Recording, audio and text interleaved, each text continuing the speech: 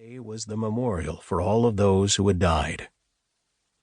Mark stepped out of his room, and people stared at him. They'd probably seen the videos and pictures.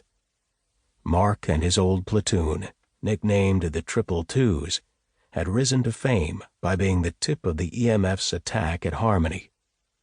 Someone in the Ministry of Intelligence had turned them into heroes with the right touch-ups on films and creative licensing.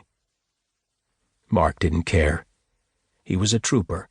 He'd signed his life away to Earth's military forces nearly 130 years ago. For 11 years he had fought on different planets. The rest he'd been stuck in cryosleep, like freighted cargo to the next battle. Earth and Her Colonies was a nice title for what should have been Earth and Its Companies.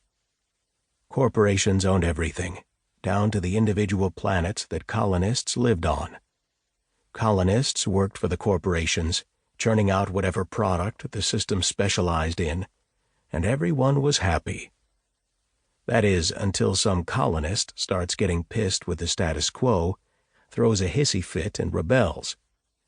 That's when the EMF come wading in. They're the corporation's guard dogs.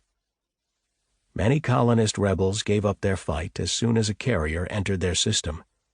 If they didn't, then the troopers would come down and clear the planet of any aggressive forces.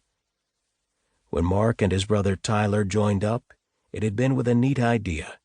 Join the EMF, tour the universe, get paid, maybe get a retirement, and fight less than he had back in the slums. Their first drop had been on Sacramon, one of the rare engagements that the EMF had had with the colonists they kept in line. By the time EMFC Reclaimer, his carrier, had left the system, more than 80% of their original trooper complement were dead on Sacramon. They'd gone back to Earth, thinking that they would never see anything like Sacramon again. It probably would have gone that way if Harmony, a group that promised to overthrow the corporations and put the people back into power, hadn't started shaking their sabers at Earth and her colonies. "Hey, Jerome," Mark said, walking up on his friend as he stepped out of his quarters.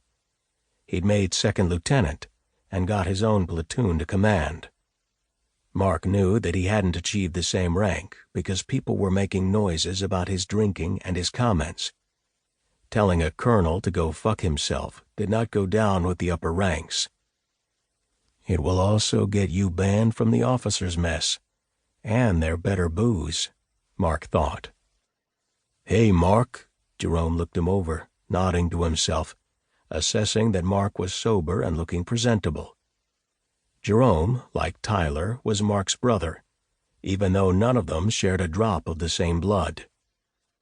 "You with us from now on?" Jerome asked, as they continued on towards the flight deck.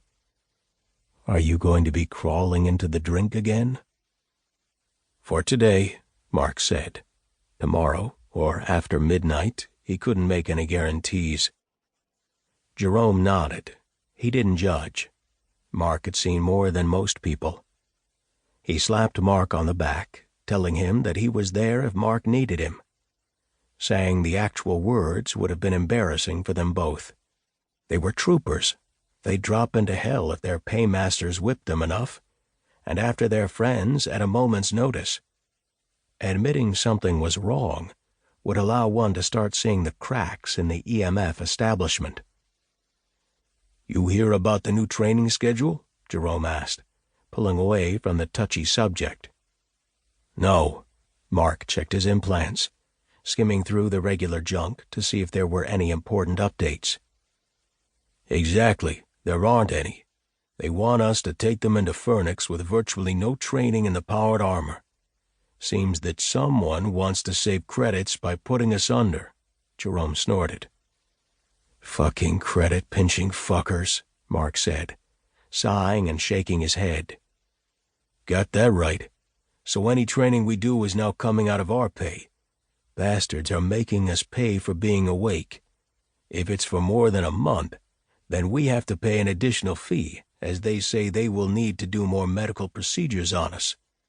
As if they don't already grow all the supplies they need to put us back together in the grow."